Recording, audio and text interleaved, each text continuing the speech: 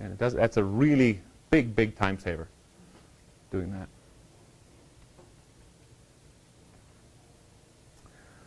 Our accuracy out of the box, as we call it, is plus or minus 4 meters using good practices. Okay? That means with your recreational grade units that we're dealing with, use WAAS, Wide Area Augmentation System. But this number that we have here is for any GPS. That's the best you're going to get, plus or minus 4 meters. However, we can improve upon this using technology. Okay, some kind of innovative approaches to solving these problems. So there are some receiver-based strategies to obtain sub-meter accuracy. One is called carrier-aided tracking. The other I've already talked about is dual frequency capabilities. We listened to that pseudo-random code at 2 slightly different frequencies, which allows us to calculate the delta, the difference between those, and then arrive at a much more accurate estimation of the amount of time that, is the difference in time from what's being played to what should be being played, if you want to call it that, and then get a better estimate of the distance out to that satellite. The other one is this carrier-aided tracking. And what that does, in essence, again, go into this little song analogy or sound analogy, is you can see that it takes some time for a certain sound, a beep or a silence, to be played. Right? And it doesn't take too much, as you know already, to really throw off our signals. So what carrier-aided tracking does is it aids the GPS receiver to identify what portion of the signal is playing versus what should be played. So if we are supposed to be right here, the very beginning of this part of the signal, and we're listening to not just this signal here, but the very center part of that little sound, then we can again improve our estimate or our measurement of time, which then trickles all the way down, propagates all the way down to our accuracy for our precision of our estimate of our position. You follow how that works?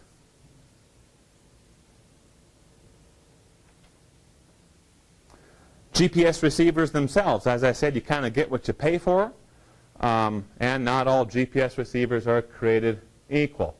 We can have sequencing receivers, 1 to 3 channel.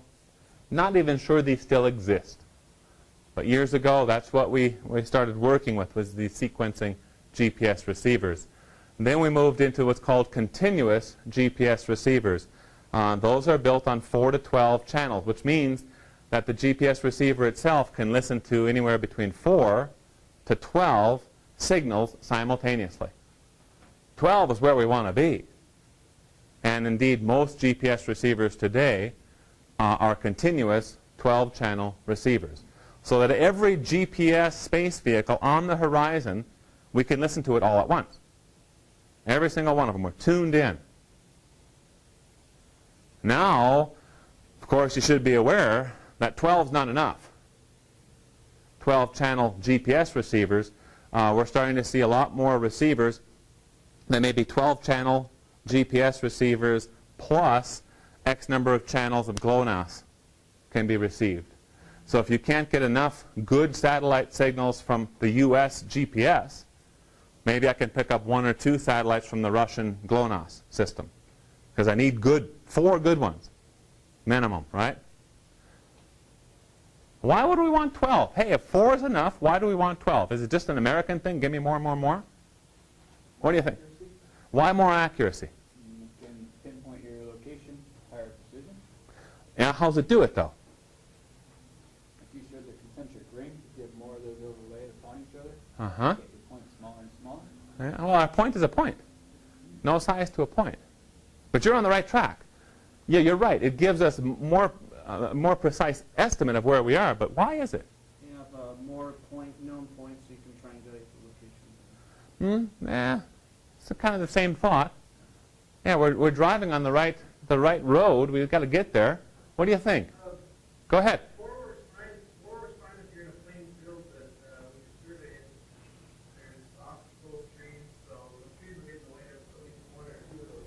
Yeah, then you wouldn't be listening to the 4, right? You'd still need 4 to get your signal. But why would we want 12? I think what you're trying to drive at is that if we're listening to all 12, or we're trying to listen to all 12 simultaneously, we have a better probability of getting 4, right? Because some things may be in the way. That's right. But there's something more to it. And I alluded to it, about 5 minutes ago. Reduces error. You got clock error. You got refraction. So if you got more, then you can pick out the ones that are bad. Yeah, now we're getting there.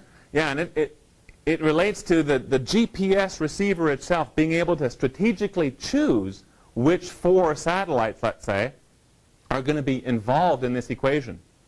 And one of the things it looks at is the signal strength of the signal coming down, right? Give me the best, cleanest signals, number 1. And the second is the geometry of the satellites overhead. If all I can get is 4 up here, that's not very good, right? Because they're going to start intersecting, triangulating, not over a point, but it'll actually be an area on the Earth's surface.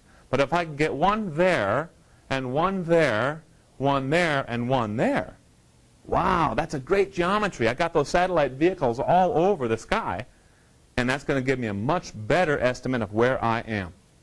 Okay? So if I can listen to all 12, then the GPS receiver can strategically choose which ones are the best ones to utilize in the equation. Other techniques, receiver-based techniques to improve accuracy. One is called averaging. Instead of going out in the field with your GPS, and we'll just pretend this is a GPS, and getting one estimate, okay, that's where I am. Let's keep going. All right, let's just wait a little while. Let's wait a little while and let this machine get 1, 2, 3, numerous positions to estimate where I am on the Earth's surface. Numerous positions per point.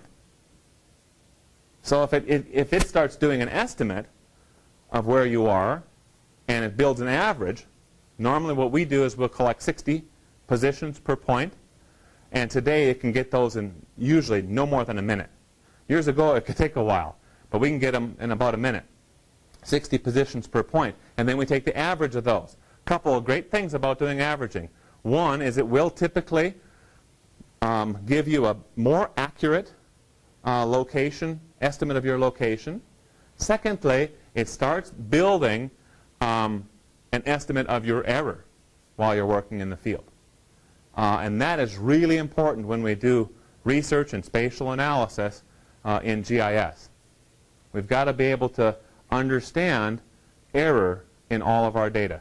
And if you don't do averaging, you're kind of missing out on some really great opportunities to better understand error uncertainty and error propagation in your data. WAS, I've already mentioned, the Wide Area Augmentation System. That will improve your accuracy. You got to pay attention, though, when you're doing a field campaign, because 2 summers ago, WAS went cattywampus. Yeah, that's the technical term. No, it got all messed up. And then immediately, the FAA put out a release that, hey, something's wrong with our WAS system. Do not use it. And so then my field crew was out, so I contacted them and said, turn off WAS, and blah, blah, blah, what's happening. And so they did. So you got to pay a little bit of attention to it. That was kind of a unique event. It doesn't happen very often. But overall, WAS is real nice. But it won't get you sub-meter. It won't get you sub-meter. 1 to 2 meter accuracy just by doing the WAS. Averaging will help out again. The biggie there is differential correction. We'll talk about that here a little bit more. Here's a little slide about WAS. Again, the Wide Area Augmentation System. It is satellite-based. It's not a correction, but an augmentation to your estimate of your position. A couple of neat slides there. You can see where some of these base stations are, if you want to call it. I guess they're not called base stations. Wide area reference stations, where they exist.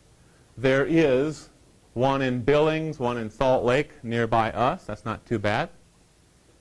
I think the one in Salt Lake was the one that was having problems a summer ago, or a couple summers ago, and why we stopped using for a little while. The other thing that you'll see is where those satellites orbit. See, WAS is for North America, for the U.S. So if you go somewhere else, you're not going to have WAS. Okay, so you need to turn that off because otherwise your GPS is going to be sitting there looking for WAS, and probably giving you some grief if you're trying to use that GPS in another nation outside North America. But that's kind of the orbit you can see that those WAS satellites follow. And that bright blue cyan area is their focused area of coverage.